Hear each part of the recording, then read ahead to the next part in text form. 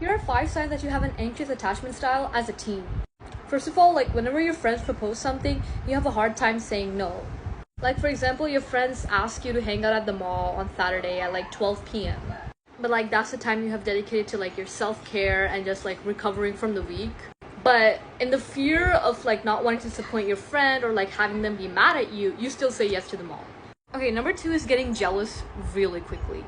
Like for example, let's say you go on a double date with your friend and you're there with your boyfriend, your friend's there with their boyfriend, and you see them being a lot more open, funny, and more like flirtatious in a sense, and that's not the way you and your boyfriend act.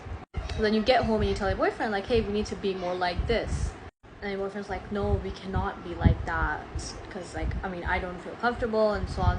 And you just take that personally at yourself, even though it's not.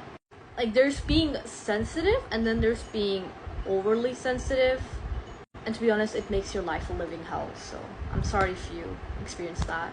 Number 3 is you have a horrible fear of rejection. Like to the point where somebody tells you, hey, unfortunately, I don't have enough people to invite at my party and so you can't come. And even though they're being genuine, you still like feel terrible. Like you get this big like pit feeling in your stomach and it makes you want to like throw up from like the anxiety. Number 4 is low self-esteem.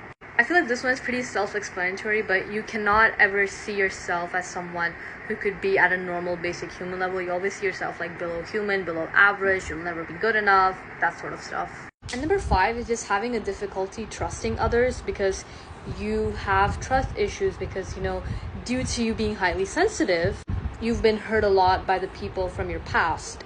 And whenever someone new tries to be your friend or like potentially your girlfriend or boyfriend, you just get really scared and almost in a sense push them away because of how scared you are. And this can almost make you like come across as a cold or distant person.